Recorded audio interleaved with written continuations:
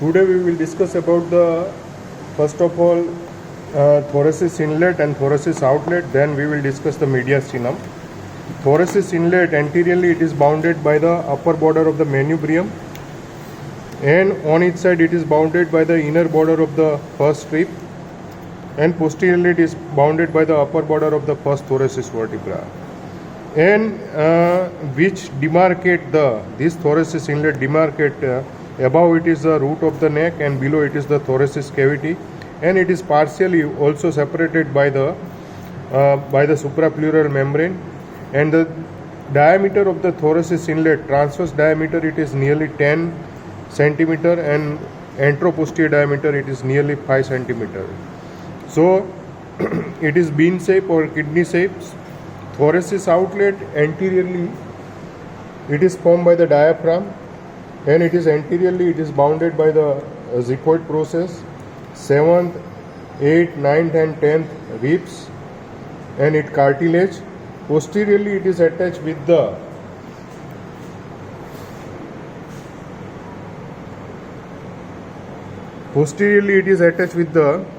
T12 vertebra, as well as the right crus, which is attached up to the L3 vertebra, and the left crus, which is attached up to the L2 vertebra.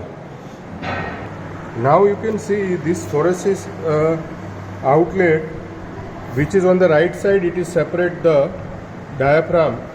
Thoracic outlet means diaphragm, which separate on the right side by the right lung from the right lobe of liver. In between there is a thoracic diaphragm. This is the diaphragm. Here you can see. Into the middle part it separates the inferior surface of the heart, and there is a middle part of the liver between the right and left lobe of the livers, and on the left side it separates the left lung, and it is also separate to the stomach, and the posteriorly it is separate to the spleen. So this is about to the thoracic inlet and thoracic outlet. Now we will discuss about we already discussed about the thoracic inlet. Posteriorly it is upper border of the first thoracic vertebra. On its side it is bounded by the inner border of the first strip, and anteriorly it is bounded by the upper border of the manubrium. And the diaphragm or thoracic outlet, it is bounded by the diaphragm, and it is anteriorly it is bounded by the xiphoid process, and on its side it is attached with the 7th to 10th ribs and its chondral cartilage, and posteriorly it is attached with the from the lower border of the T12 vertebra, L1 on the right side, L1 to L3 right crus, which is attached on the L1 to L3, and the left crus on the L1 and L2 it is attached. Now we will discuss about the mediastinum. The mediastinum, basically it divides into the two parts. You have to draw the imaginary lines from the manubriosternal joint. This is the manubriosternal joints, and you have to draw one line anteriorly. Draw the line from the manubriosternal joint. It is called the sternal angle. Posteriorly you have to draw the line from the T4 vertebra, 4th thoracic vertebra, lower border of the 4th thoracic vertebra, or between the 4th and 5th intercostal, between the 4th and 5th intervertebral disc, you have to draw the line. So above this area, this light green color, it is the superior mediastinum, and the inferior mediastinum, it is divided into the three parts. This is the blue color, it is the cardiac impression. Around it there is a pericardium. So between the the inferior mediastinum, it divided into the three parts: anterior, middle and posterior. Anterior mediastinum, which lies between the anterior surface of the pericardium or heart, and posterior it is bounded by the posterior surface of the sternum,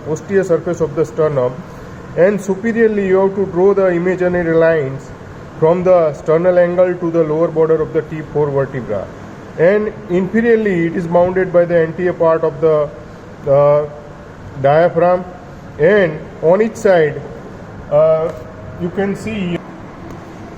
Now you can see this is I have already removed the thoracic cage. This is the sternum I will remove, So the area between the sternum and anterior surface of the pericardium, this is the anterior surface of the pericardium.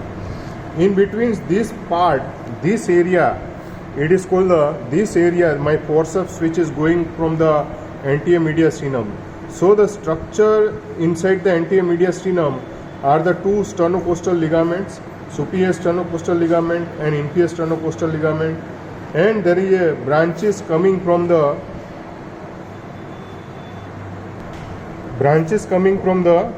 internal thoracic artery, mainly the pericardial, sternopericardial branches, part of the thymus, lower part of the thymus, but it is here difficult to see. And these are the structure which is lies into the inferior mediastinum, the anterior part of the inferior mediastinum. Now the middle mediastinum.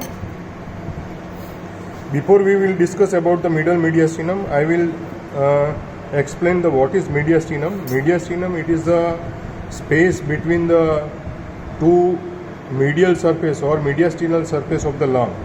This is the mediastinal surface of the lung. Above it is bounded by the thoracic inlet, and below it is bounded by the diaphragm. In between there is a whatever the space, it is called the mediastinum. Now we already discussed the anterior part of the inferior mediastinum. Now middle mediastinum. Middle mediastinum, it contains the heart itself, and its coverings there is a pericardium. Also there is a presence of the great vessels inside the heart. This is the arch of aorta. Here you can see this is the left brachiocephalic vein, this is the right brachiocephalic vein, and it makes the superior vena cava. And there is a pulmonary trunk. Here you can see the branches of the aorta. This is the brachiocephalic artery, and it divides into the common carotid and subclavian artery. This is a subclavian artery, left subclavian, right subclavian. This is a brachiocephalic, and this is a right common carotid and right subclavian. Over that side directly there is a two branches coming from the arch of aorta. It is the left common carotid and left subclavian. So basically inside the middle mediastinum you can see the structure, heart and its coverings, and the great vessels. Either it is come out from the heart, either it is goes inside the open, mainly the veins which is open inside the heart. These are the structure which is lies into the middle mediastinum. And also there is a presence of the azygous vein which is open inside the superior vena cava. This is the azygous vein which is open inside the superior vena cava. And another structure, it is a phrenic nerve. Here you can see this is the phrenic nerve. This is the right phrenic nerve. It passes in front of the hilum of the lung. Here this is the, it lies anterior to the hilum. This is the on the another side. This is the left phrenic nerve. So these are the structure lies into the middle mediastinum. Now we will discuss about the structure into the posterior mediastinum. Boundaries of the posterior mediastinum. The whatever the structure lies behind to the heart or posterior surface of the heart, and between the, this is the vertebral column. Here it is the right side. I have removed the lungs. You can see the structure between the vertebra and either side, posterior side of posterior part of the ribs. This part, it is called the posterior mediastinum. Mainly the posterior mediastinum, it contains the, I will show you the, this is the esophagus, and just below to the esophagus, here on the left side you can see this is the aorta. This is the aorta, and there is a descending thoracic aorta, azygous vein. Here you can see there is a whole azygous vein. If you want to see here, this is the azygous vein. This is the arch of azygous, and this is the azygous vein. This is the superior intercostal veins. Right superior intercostal vein open inside the azygous vein. This is the azygous vein, and azygous vein open inside the superior vena cava. Here you can see it open inside the superior vena cava. And another structure are the, here you can see this white color structure. This is the sympathetic chain throughout on the both the sides, right and left side there is a sympathetic chain, and also on the left side thoracic duct, but we have right now not dissected. And now we will discuss about the structure inside the superior mediastinum. We already discussed the boundary of the superior mediastinum, but which are the structure you can see inside the superior mediastinum. Mainly you can see the structure which are coming from the neck to the thoracic cavity are the trachea. It is difficult to show you the trachea right now. This is the view from the right side. We have removed the right lung, and here you can see this is the trachea which is bifurcate into the right bronchi, and so this is the trachea. You can see this is the tracheal ring. Just below to the tracheal ring, this is the, here you can see this is the esophagus, and on the both side there is a sympathetic chain. Here this is the white color, you can see this is the sympathetic chain. Also there is a presence of azygous vein and its tributaries, mainly the posterior intercostal veins.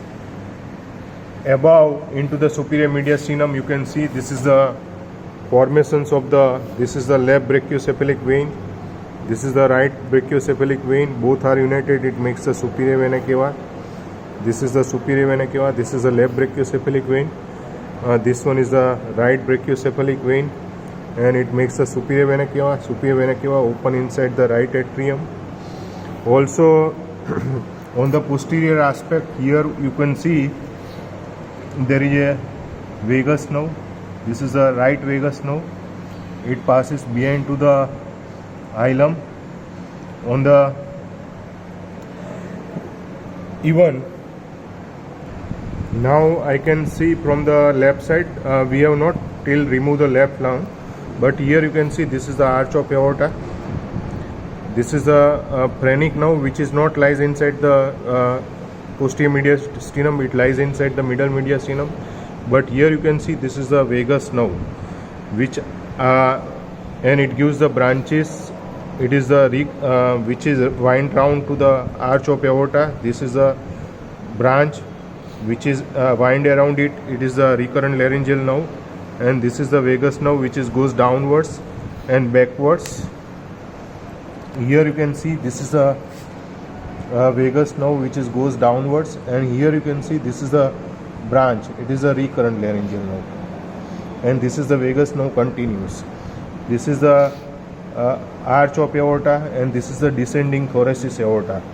And also just medial to the descending thoracic aorta on the right side, here at that level you can, this is the esophagus, but here we cannot dissect it right now the thoracic duct, but you can see also thoracic duct. And on the left side, here you can see from the arch of aorta directly gives the branches to the inside the neck and the left upper limb.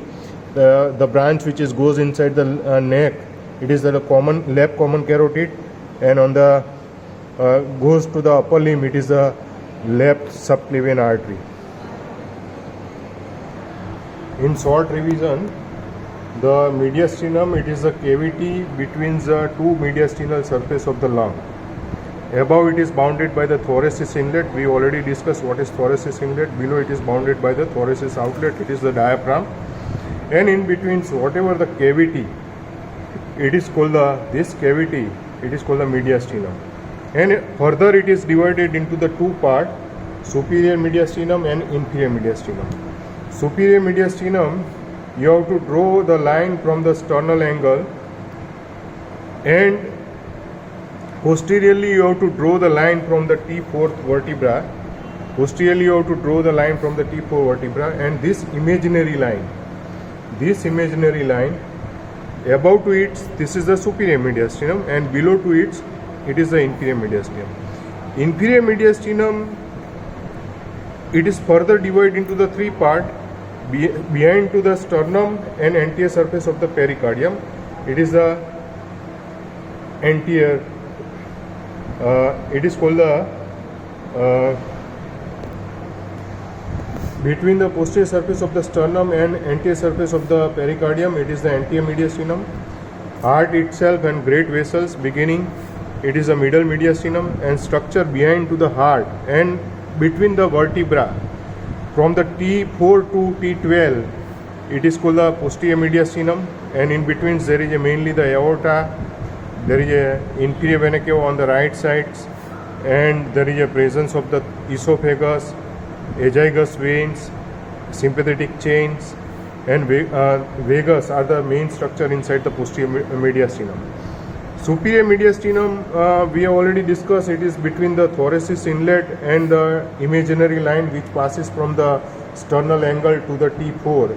In between there is an area, it is called the superior mediastinum, and it contains the superior mediastinum, it contains the trachea, part of the trachea, esophagus, thymus, arch of aorta, branches of the superior vena cava, and there is a left and right phrenic nerve, and there is a presence of the vagus nerve also inside the superior mediastinum, and there is a sympathetic chains. See, these are the structure you can see into the superior mediastinum. So this is about to the mediastinum.